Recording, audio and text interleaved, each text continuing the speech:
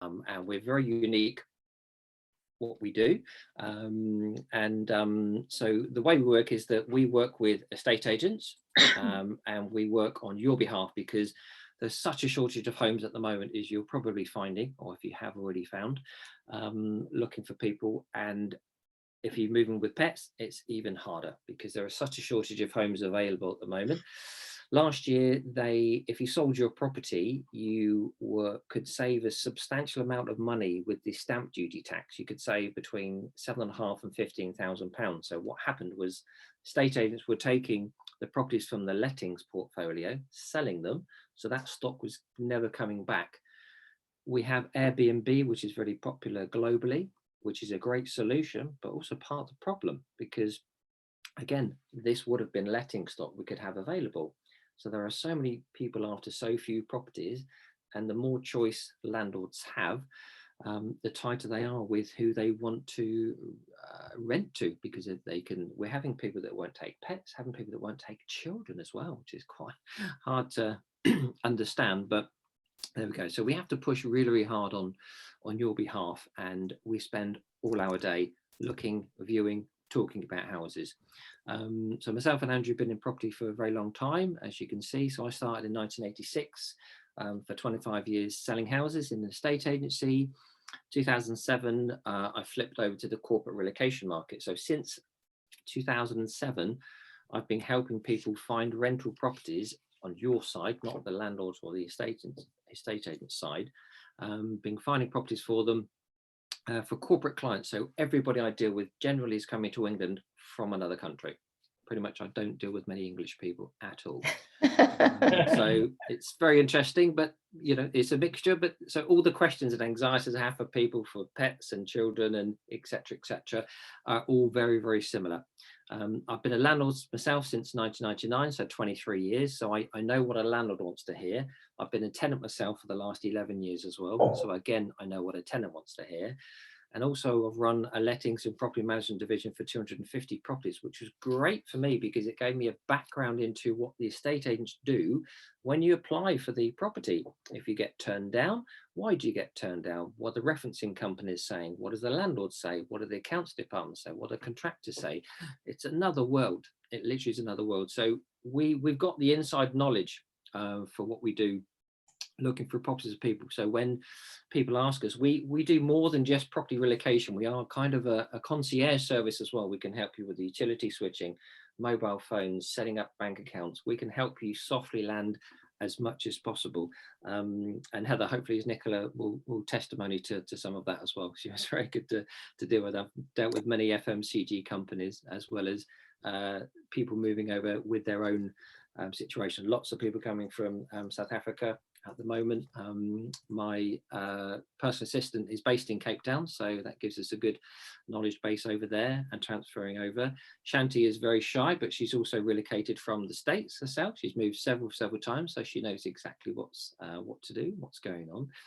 So we're there at your beck and call every minute of the day. We are your eyes and ears for the UK, because trying to rent a property when you're in another country over here, the same if we move to your country, Canada, Africa, we would need you to help us, because there's just no one helps you, because they're all acting for the landlord.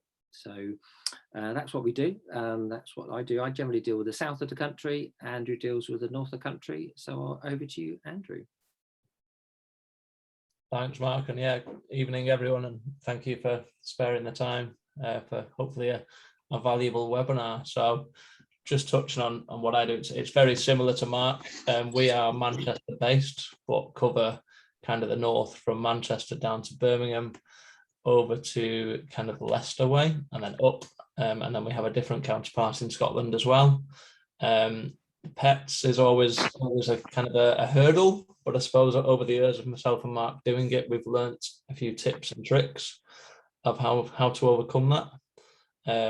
Yeah, I've been working in the industry 15 years, well, since 2004. So yeah, more or less 15 years. Landlord from 2008 was when I started working. First property was 2004. So again, we see the landlord and tenant side. What we're seeing at the minute is each property is receiving multiple applications. So we're having to build a picture or a framework of our applicants to put them forward in the best light. So, for example, with pets, we will build the picture of working from home, everything around that to promote you in the best light to ensure you get the property over other people, in effect. Yes, we've had some success. Well, quite a lot of success. We had a family move in Monday who had 2 cats, 2 dogs. They ended up in a nice 4-bed detached. It does take a lot of phone calls.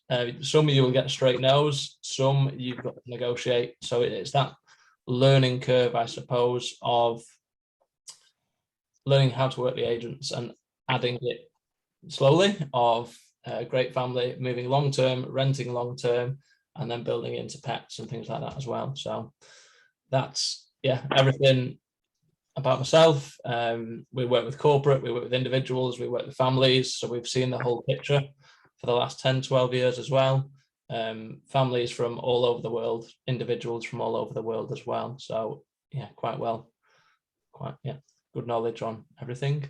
Any questions, feel free, and yeah, can be contacted on any of the below, as well as Mark above. Looking forward to the presentation.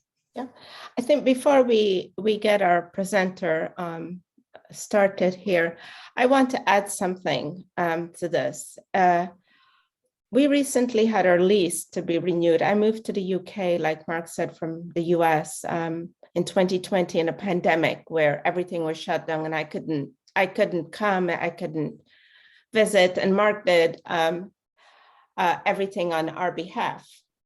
But more recently, our lease needs to be renewed. And Mark and Andrew talk about knowing the landlord side and the tenant side. It's very rare you find estate agents that know both sides of the industry. And even after you move, I think you will find yourself relying on the expertise of a reliable estate agent. So I'm not here to sell Mark's service or Andrew's service. I'm here to share, as someone who migrated in a country that I don't know anything, it is extremely valuable to work with people who are reliable, trustworthy, and extremely knowledgeable. So just wanted to add that in there. And I can be a resource as well for anyone that's relocating, and you can hear my perspective of moving.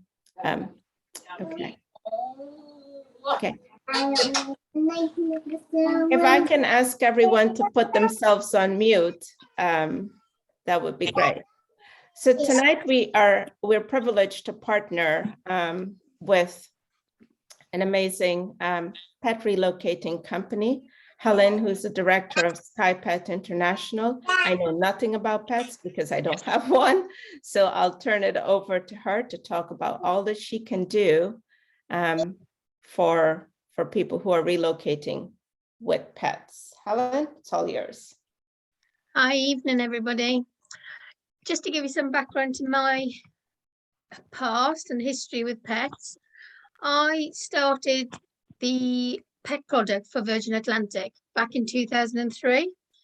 And in 2003, we wanted to be the first airline to come from the US direct to Heathrow under the pet travel scheme. The pet travel scheme was a government initiative to avoid pets going to quarantine, which in the UK, 99% of the pets arriving now are usually released to their owners within the same day. In 2003, we started the product, and within 16, 17 years, we'd moved over 32,000 live animals in and out of the UK. And by that time, I was also managing the product for Virgin Australia International and for Delta Airlines, which is part owned by, or Virgin are part owned by Delta. I managed their UK product as well.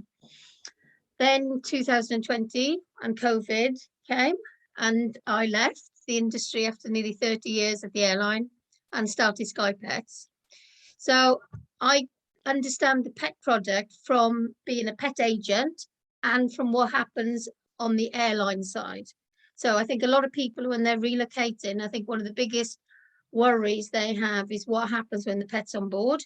So I think we're the only agent that has staff, because my team are the team from Virgin, know the both sides of the industry, and they're all customs experts as well. So they know how to import and how to export live animals, and to obviously save VAT and what exemptions you can apply for to come into the UK. There's very different ways of coming in from different countries. So I've seen on the webinar, we've got people from Canada and the US, and those countries, it's relatively easy to come into the UK. You need to do your microchip and your rabies, and then wait 21 days before you can enter the UK. From South Africa and other countries, it is a longer process where you have to do blood tests and then wait 3 months before you can enter the UK. Without knowing everybody on the line, it's not one fit for everybody, because everybody has a different breed of dog. They live in a different part of the world. There's different carriers and airlines operating carrying pets from different parts of the world. So I've seen there's people from Canada and the US. They're going to be looking at British Airways or American Airlines. And then for South Africa, you've got a host of airlines, mainly Middle East airlines. A lot of people are coming in via Qatar. They're coming in via Dubai, and more recently, Ethiopian Airlines and Egypt Air. So those other carriers will accept a lot of breeds that other airlines don't. So there's a lot of information on the carriers and what they will accept and what breeds they will accept. Paperwork to come to the UK. There are two types of paperwork to enter the UK. It's a non-commercial health certificate or a commercial health certificate. Basically, a non-commercial health certificate means that the pet is traveling within 5 days of their owners or their authorized person. That's the easiest paperwork, and you can apply for that usually within 10 days of leaving your origin. The commercial paperwork is slightly different, whereby you're limited to what airports you can fly into in the UK. And also there is a shorter window of getting it endorsed before you leave your origin. There's a lot of information around pets and where you can fly into. We mainly see pets coming into Heathrow, into Gatwick, and into Manchester, but you could also come into Edinburgh and Glasgow. Into Heathrow and Gatwick and Edinburgh, you can come in on both non-commercial and commercial paperwork. In Manchester, you are limited to your pet being accompanied, so it would be a non-commercial move. Problem the UK have at the moment is that Heathrow Animal Reception Centre is extremely busy, and currently they're booking space for June, July, and we're only in the middle of April at the moment. So that's why a lot of people are using Manchester as an alternative, or Gatwick. So I think minimum prep time, especially from somewhere like South Africa, would be 6 to 8 weeks. And again, about 6 weeks from the US and Canada. If you want to come to Heathrow as your main airport, I would suggest you're looking at planning 3 months prior to the date you want to arrive in the UK to try and secure some space. I'm not sure, Shanti, what happens if you want to do Q&A as you go through, or is it at the end? At the end. Okay. Yeah, I'm gathering all the Q&A in the chat. So yeah. Oh, okay. Yeah. With regards to cost for bringing in pets, there are different airlines work very differently. British Airways will normally prepay the Heathrow charges or the UK charges at origin. All the other airlines collect them in the UK. So costs for landing in the UK can be extremely high on top of what you've already paid to move your pet. So that you will get an animal reception centre fee, handling, security, and clearance. And we do offer a home delivery service as well, because we're DEFRA approved transporting company within the UK. I think a lot of questions I see online are also around pets in the cabin. Pets cannot enter the UK within the cabin, unlike other moves into other countries. They all have to be as manifested cargo in the hold of the aircraft. So whereby you can move domestically in the States with the pet in your bag under your seat, that's an illegal move to come to the UK, and it's only service dogs that are allowed to do that. So every pet has to come in, has to go to an animal reception centre where they go into a quarantine section where they are scanned for their microchip, they are checked, their original paperwork, and only once they've passed the paperwork checks can we do the customs clearance.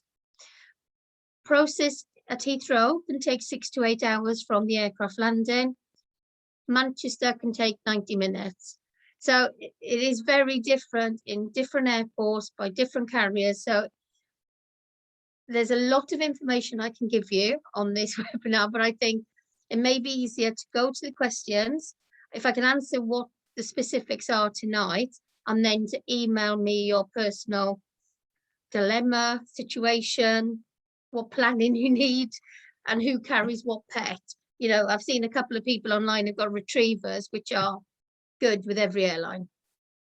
So it's the bulldogs and the pugs and the French bulldogs that are all the fashionable breeds that the airlines don't take. So I think we could start on the Q&As. Yeah, I have Chetan. Chetan says, how do we relocate an African grey parrot from South Africa to the UK? Okay, he may want to email me because parrots are not my thing. But it may be that we'd have to check that it's a CITES license. So he says we have a CITES permit for export and import from South Africa and the UK. What is the process now? The process, has he got a pet agent in South Africa already? Chetan, if you can unmute and respond to the question, I think that would be. Because no, we have not. Right, okay, the first step is to email me. I'll put him in touch with an agent who can then book the parrot on as cargo. And then when it comes into the UK, the government vet has to do the checks on an African grey parrot because of it being a CITES license. The only pets that the City of London can check are the pet travel scheme only covers cats, dogs and ferrets. Don't ask why ferrets, but it's ferrets. African grey parrots have to go through the government vet, so there's additional costs for that. Okay. So I think the first step is for him to email me. I'll put him in touch with my colleagues in South Africa, and then we get him a price and get it moving from there. Okay. Okay. A lot of South African grey parrots, I see. Ryan from the US says, I'm based in the US and have 2 young golden retrievers, 8 months and 2.5 years. Yep. Starting to research our potential move to the UK in early 2023. If he's looking to move at the beginning of 2023, he needs to start planning that now, as in crate sizes. So I would say give it a couple of months for the smaller one to be grown.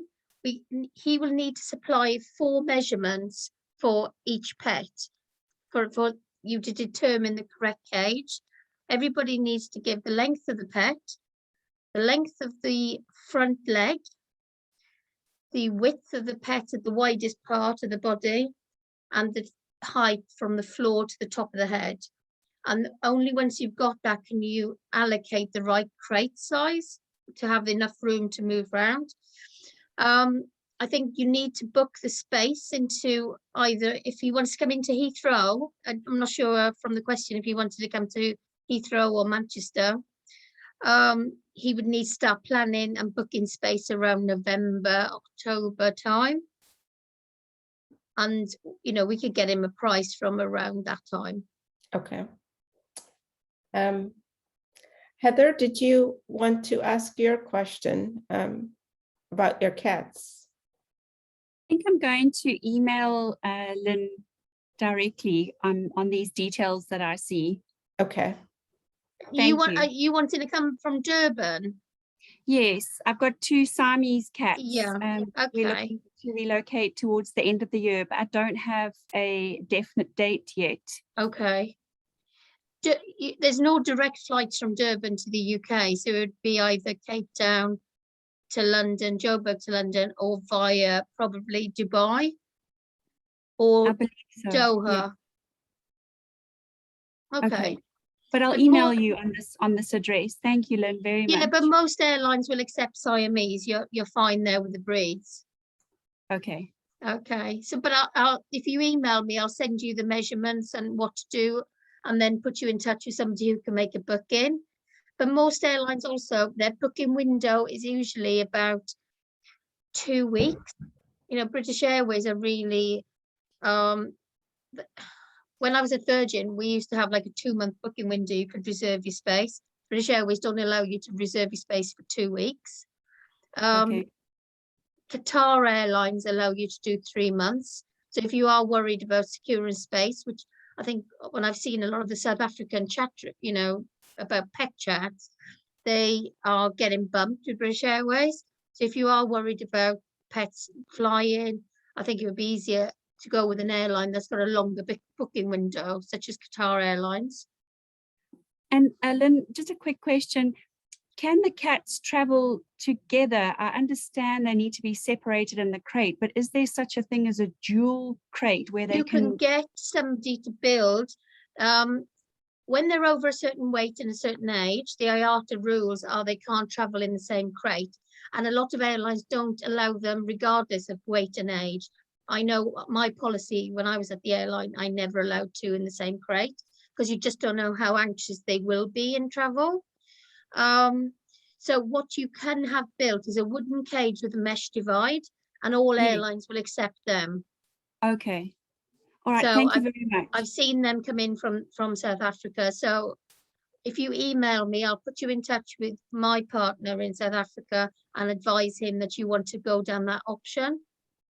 Okay, thank you. And I'm using the Happy to Help email address. Is that right? That's it. That's the email. Happy to help. Thank you ever so much. That's okay. I think Dean, Yes. do you have a question for Helen? Yes. Yeah. Yes. Yeah. Thanks. Yeah.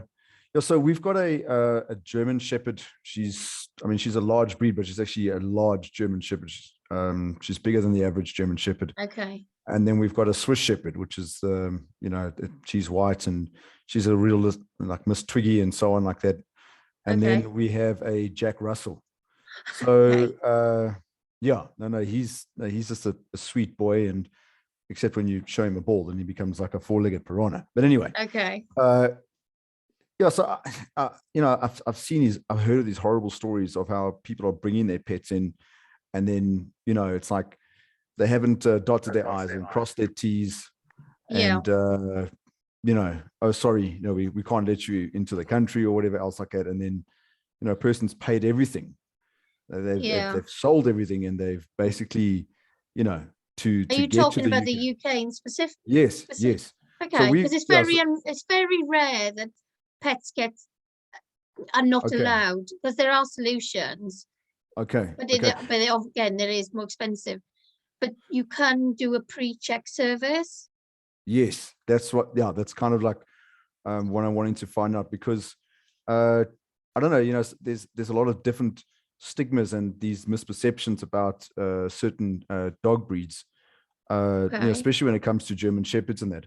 So our white German Shepherd, our Swiss Shepherd, Shiloh, Yeah. she's extremely boisterous. She's a real barker and whatever like that. She does show a lot of signs of anxiety, which we're pretty much expecting. But if a person who doesn't know her, and she's, we've had her for like 3 years and whatever else like that, and not once have we ever had an issue where she's bitten another dog or Okay. bitten. Are you worried about them not allowing her into the country because she could be deemed as aggressive. Yeah, and also like the German Shepherd as well. I mean, No, right, no. Those breeds are not on, the only breeds that they would not allow in are the ones on the Dangerous Dogs Act, which okay, are pit bulls. pit bulls, yeah, Yeah, that type of thing, or an American bully, yeah, Staffordshire Terrier, which is classed as a pit bull in the UK. okay. All right, well, that German Shepherd, I've moved hundreds of German Shepherds into the UK without any problems. You all know, right, I've never great. known anybody worry that they're going to be Yes. classed or be the police would be involved. You know, if you can bring a pit bull to the UK, but they have to be registered on the Dangerous Dogs Act. Yeah, no, yeah, But maybe no, another time. I wouldn't worry about that. The only problem with that I can say is that if you've got a dog that's very anxious, you need to start planning now and getting the cage ahead of time so they find that cage their safe Yes. zone. Okay. So And that that has to you be do built to all the spec, kennel obviously. training. Yeah, so that particular crate, because we looked online, I mean, it's got to be made from, it's this is the other thing. Where do we get that crate Right. made? 'Cause What you're it's telling specific. me, German Shepherds very rarely fit in the biggest plastic cages around. Yeah.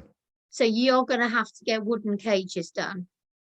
And likewise with Heather, email me. I'll put you in touch with somebody. I'll send you the documents so you can do the measurements. Cool. And then cool. we can tell you what the minimum internal size cage you need for Yes. travel.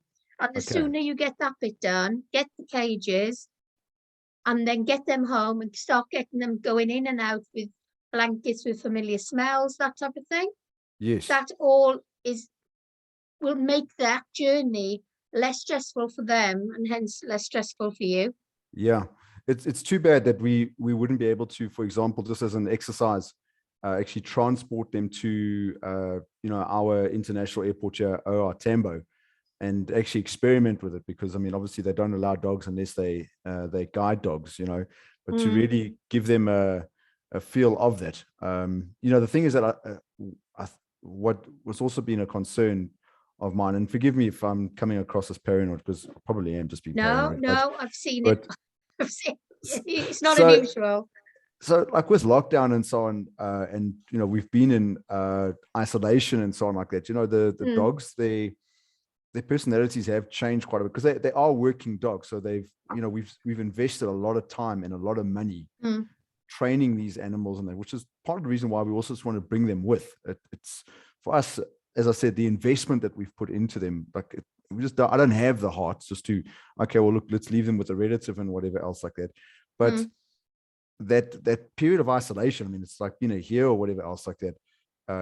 It has changed them quite a bit. Whereas we've noticed that when we go out to busy places and so on like that, an anxiety that was never there before. And when I say anxiety, they don't become like frantic and whatever else like that. But we know our dogs. Yeah. But you can definitely see there's like signs of distress.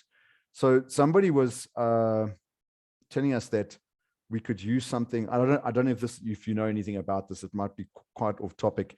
Something like CBD oil. It's called a dactyl. Yeah, just something to obviously. You can buy a product, and it's for dogs. It's called a dactyl.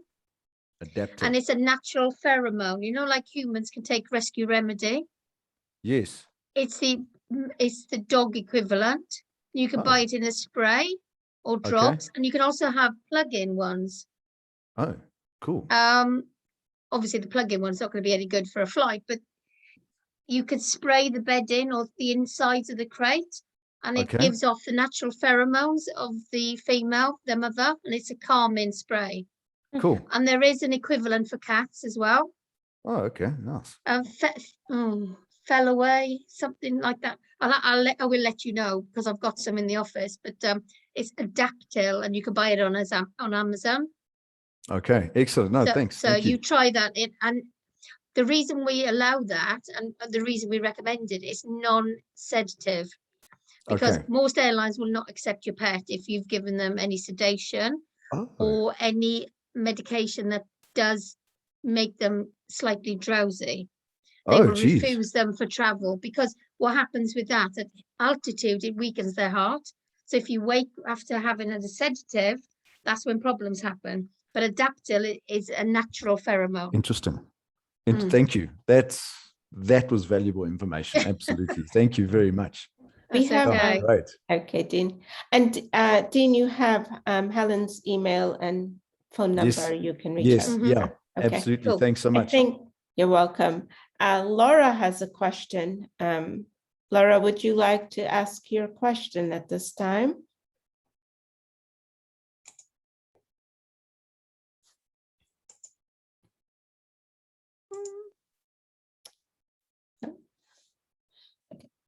I'll read it. Maybe not everyone has their microphone on. It says, I'm new. I heard about the group through Facebook called Canadians in the UK. I plan to apply for ancestry visa. I have a 1-year-old golden retriever, Australian Shepherd. It's a cross. I think that's what she put. Yeah. Yeah. Okay. Well, it depends where in Canada she's coming from. And again, those breeds are fine. You know, there's nothing wrong with the Australian and Australian retriever mix. Most airlines will accept them. Again, it's just where she wants to come from, what airport she wants to come into, if she's traveling the same time. And again, getting the right crate and getting the right preparation involved. Oh, from Ontario. She's coming from Ontario. Yeah. So that's Toronto. Yeah. Yeah. Toronto, Ontario. Yeah, so Air Canada. I'm trying to think of the airline. Air Transat are now currently flying pets again. So we've recently moved a couple of pets on Air Transat, and we had a lady who came in today from Vancouver on Air Canada into Heathrow, and we only planned that a month ago, so she did get the space, but it was an afternoon arrival flight. So yeah, again, Flora wants to email me. I'll send her the document on how to measure, and then we can look at, oh, there we are. I've got a dactyl spray, somebody's, and fell away. That's it. Mhm. Yeah, okay. So Laura can email me, and then we can start the process of trying to help her. Okay. And Angelica from, I'm planning to fly my dog across to the U. from South Africa. What type of dog? Sounds. Dachshunds. Uh-huh. Dachshunds are fine. Again, with dachshunds, you may find that it may cost you more. They are very little dogs, but where the plastic crates are going to be of one size, you may need a longer one because of the length of them. So yeah, they travel well. I think the success in moving pets is all in the planning, and the planning is getting the crates ahead of time, getting the dogs crate trained, and also preparing your paperwork and doing the pre-checks with Heathrow. So as an agent, we would do the pre-check for you with your South African or your US or your Canadian agent. And we send the documents about 5 days ahead of your flight. And then they come back with any feedback of any changes or whether it's passed, pending endorsement. And the endorsement is when your government officials stamp the final paperwork. So that pre-check service is really good for people to know if there's any glaring errors. And the pre-check service, if you've heard about it, is something I started with Virgin as a trial with the City of London. So it saved so many problems on the ground at Heathrow on the day of arrival. And the success rate is wonderful. And most of you will get your pets back within a couple of hours of landing. So it is worth its weight in gold, just doing that extra step in preparation the week before you're flying. So it's planning and getting the crate trained are the two essential things with pet travel. Heather, you look very worried.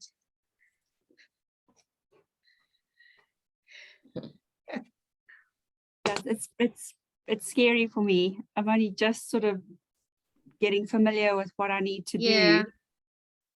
and I've Okay, got okay. one of them is a runt, and I feel that she's very, very skitty, and my heart is not aligned with the mind yet as to that No. she'll make it. I'm just petrified for her. No, we've moved cats that are 18 years old. We've moved puppies. You would be surprised how resilient pets are, and it's the owners, because they're not with you. I think the worries are more you than probably the pets. Thank you, Helen. I think, like I said, I don't have any pet, but I think I have one child, and I think it's like taking your child to daycare for the first time or to school, and Yeah.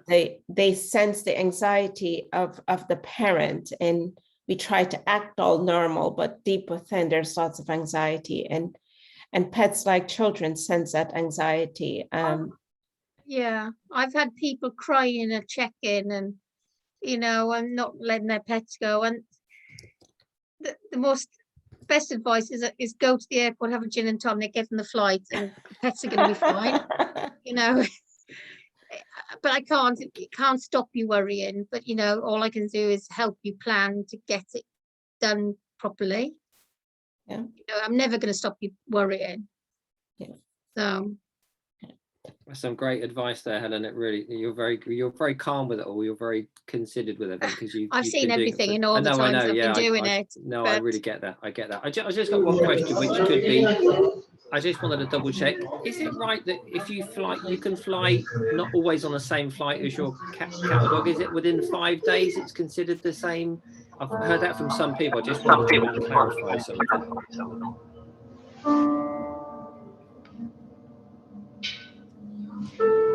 Did you hear? Oh. Okay. Did Go you? ahead. It's in-flight music. You're on mute, Helen. Hello.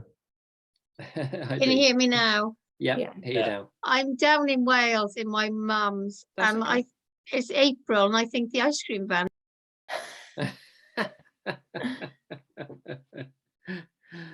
Oh, should You're muted again. Muted again. That's it. Yeah. Are you here now? What was the question again, Mark? Sorry. So I've heard several people have told me that, again, this is right or wrong, I don't want to make sure it's not incorrect, that if you fly within 5 days, it's considered like the same flight, if that makes sense. It's not Yes, cargo, that's is classed. that right? That's classed as accompanied. Okay, right. Yeah, accompanied. So Sorry, you can fly 5 days before or 5 days after. got you. Okay. But you can do that into most airports. Okay. And that, I think a lot of people think it's cheaper, but it's not a huge amount cheaper.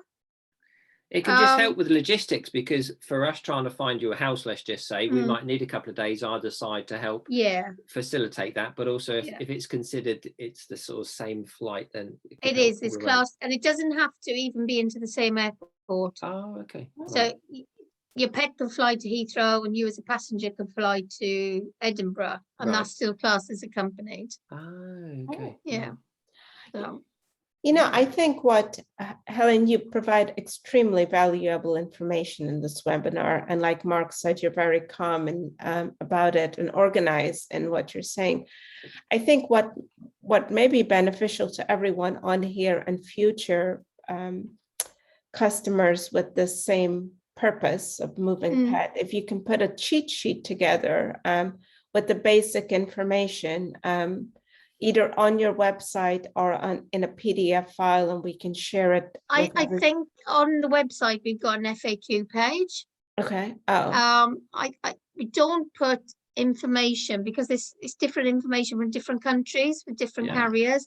So I could be building the website for ages with different regulations, and then that has to be updated all the time if there are any changes. Yeah.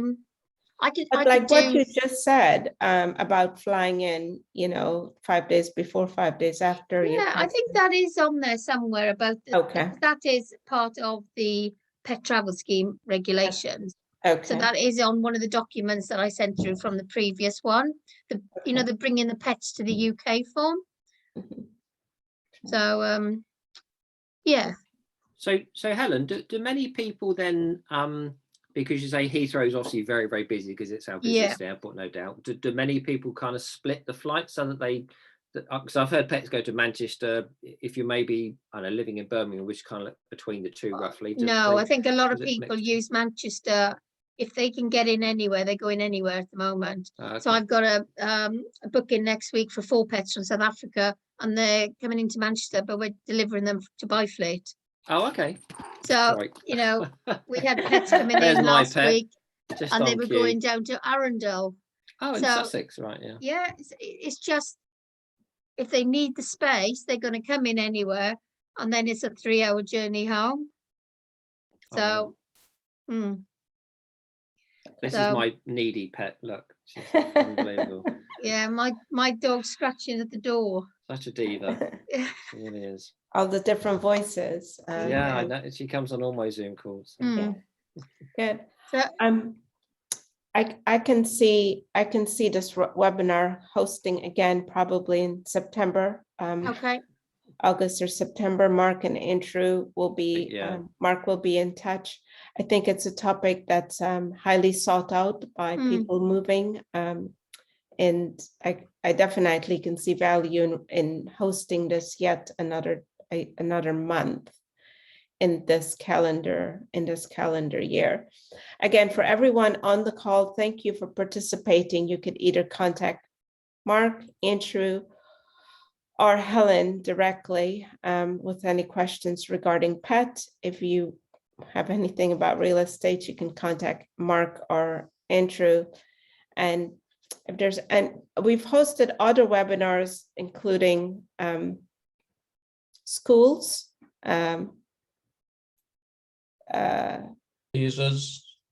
visas, and Transport, logistics. Yeah. and transport. Yeah. So we do have, for those relocating, we do have lots of valuable information and resources available. I know that the visa, the last month on visa was a very hot topic, and lots of question as much as this pet. The upcoming one, I think we're trying for retirees relocating to Well, UK. yeah, Mark? I think they're. I think the senior SAFAs, as they call themselves. I'm not sure what age senior comes in or not, because I'm mid-50s, so I'm not far away from it to myself probably. So I'm not sure how we call it, but it could be.